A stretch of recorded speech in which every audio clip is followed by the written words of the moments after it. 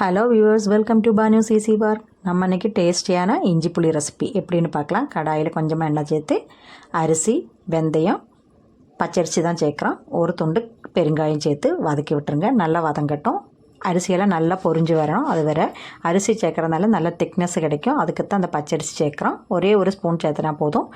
அரிசியெல்லாம் நல்லா பொரிஞ்சு வர வெயிட் பண்ணிவிட்டு அதுக்கப்புறம் கார வச்சு நமக்கு மிக்சியில் பொடிச்செடுத்து மாற்றி வச்சுக்கலாம். வேறு கடாயில் ஆயில் சேர்த்து கடுகு போட்டு பொரிஞ்சதுமே இஞ்சி, பச்சை மிளகா, கருவேப்பிலை. இஞ்சி நிறையா எடுத்துக்கோங்க. பச்சை மிளகா காரத்துக்களவு எடுத்துக்கோங்க. நல்லா பொடிசாக கட் பண்ணிடுங்க.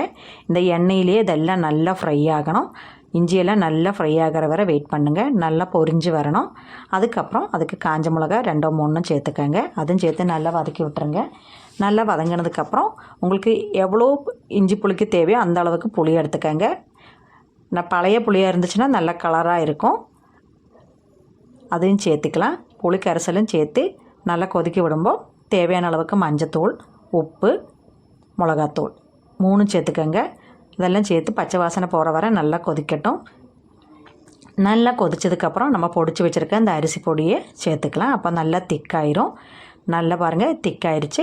இந்த டைமில் நமக்கு ஒரு வெள்ளை அச்சு போட்டுங்க. இல்லாட்டி நான் வெள்ளைப்பாவு காய்ச்சி வச்சுருக்கிறதுனால அதை சேர்த்துறேன். அதை சேர்த்து நல்லா மிக்ஸ் பண்ணி அடுப்பு ஆஃப் பண்ணிடலாம். டேஸ்டியான இஞ்சி புளி ரெடி. எல்லோரும் ட்ரை பண்ணுங்கள். தேங்க்யூ.